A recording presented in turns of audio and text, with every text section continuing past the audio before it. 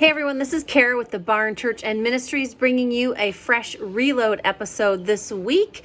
Today, I want to talk to you about fear because it is just creeping all over the nation right now. And so how do we fight fear? We fight fear with lifted hands, guys. We fight fear with praise. We fight fear with worship. We fight fear with our words. We do not have to succumb to fear. It is a choice. The enemy is pressing hard right now, I know. But we serve a big God. God is more than able to take care of this. He knows everything that is happening. He sees it all.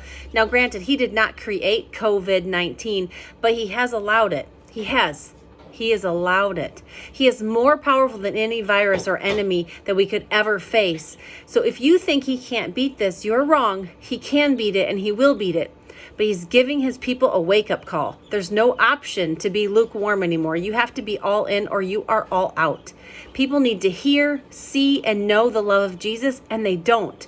It's our job to lay aside fear and selfishness and pride and start sharing what God has done in our life. Just let it begin to slip into everyday conversations. It's not a sales pitch. Jesus is real. He's completely changed my life for the better, and I know he's completely changed yours. No longer can we let fear make us like the world, because why do we want to be like them anyway? Number one, everyone else, the entire world, is full of fear right now. And when you have Jesus, you can combat fear. We don't have to be full of fear. When you have Jesus, you either believe he is for you or you believe he's against you. You either believe he overcame the world or you don't. You either believe he's more than capable of bringing you through this or you don't. So what do you believe? Believe he's on your side. Believe he's got your back. Believe he's going to get you through this.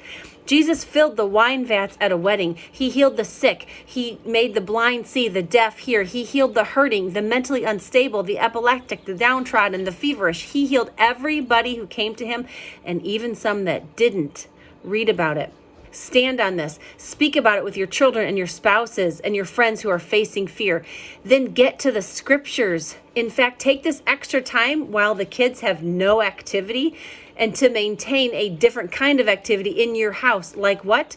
Turn on YouTube, let it play all day, and worship as a family. Read the Bible when you would normally be running around picking somebody up or dropping somebody off. Keep worship music playing softly in the background all day because the enemy hates it. So smack him in the face with it.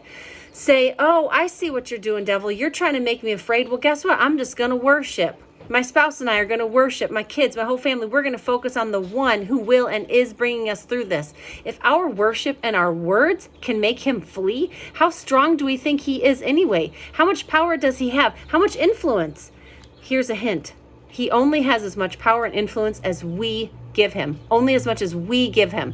So take this time to repent for being lukewarm, for not praying or reading like you should, for being too critical or judgmental, for not taking the opportunity to share his love. Repent for whatever else the Lord brings to your mind during that. 2 Chronicles 7:14-15 says this, then if my people who are called by my name will humble themselves and pray and seek my face and turn from their wicked ways, I will hear them from heaven and I will forgive their sins and restore their land. My eyes will be open and my ears attentive to every prayer made in this place. We've got this, guys. You've got this. Now, text, call, FaceTime, email, Facebook message, your friends, your family, your coworkers, your church family, and make sure they are staying encouraged. Make sure they're staying connected. Make sure they're feeling uplifted. Pray for them if they have prayer requests. See if they need something. If you can't help them, let us know here at the barn because we will figure out a way to help them. It is not our time to shrink back. It is our time to rise up and show this nation and our world just how awesome our God is and just how much he loves us. So, please text, email us what you're doing, what your success stories are, and we'll be sure to post about it because we want to keep encouraging people to stay focused on Jesus, to stay focused on not being in fear and see what he is doing because he is doing something amazing. So that's all we have for now. You can join us on our live stream on Fridays at 7 or Sundays at 11 at thebarn.church or Facebook at The Barn Ministries. We're working on some other ways to make sure we live stream on multiple platforms. And again, comment below, share this message, and stay encouraged. Have a great week.